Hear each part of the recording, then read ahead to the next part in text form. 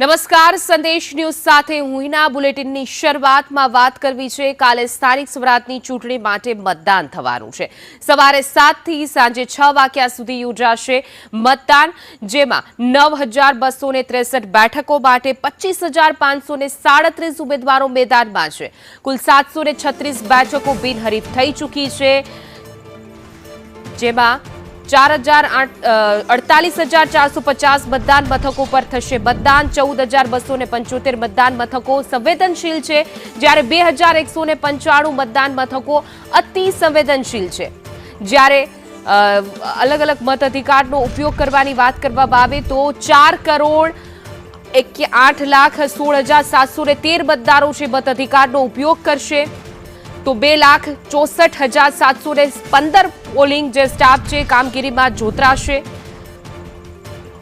જેમાં 1,22,951 વીયુ મશીન મતદાન માટે રહેશે, જ્યારે 1,08,188 સીયુ મશીન મતદાન માટે રહેશે. અલગ અલગ જે સંખ્યાકીય માહિતી કે કેટલા મતદારો છે, કુલ મતદારોની સંખ્યામાં વાત કરવામાં આવે તો 4 કરોડથી પણ વધુ મતદારો છે પોતાનો મત અધિકારનો ઉપયોગ કરશે.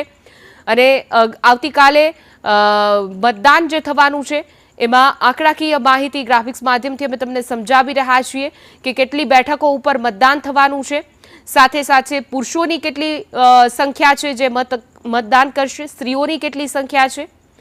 તો ગુજરાતમાં સ્થાનિક સ્વરાજની ચૂંટણીનું રાજકારણ ગરમાવું છે. આવતીકાલે સ્થાનિક સ્વરાજ ચૂંટણીનું મતદાન છે. મતદાન માટે વહીવટીતંત્ર સજ્જ છે.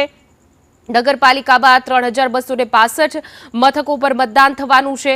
તો કુલ પુરુષો અને સ્ત્રીઓનું જે મતગણતરી જે છે એમાં વાત કરવામાં આવે તો મહાનગરપાલિકામાં 1 કરોડથી પણ વધુ જે લોકો છે પોતાનો મત અધિકારનો ઉપયોગ કરશે.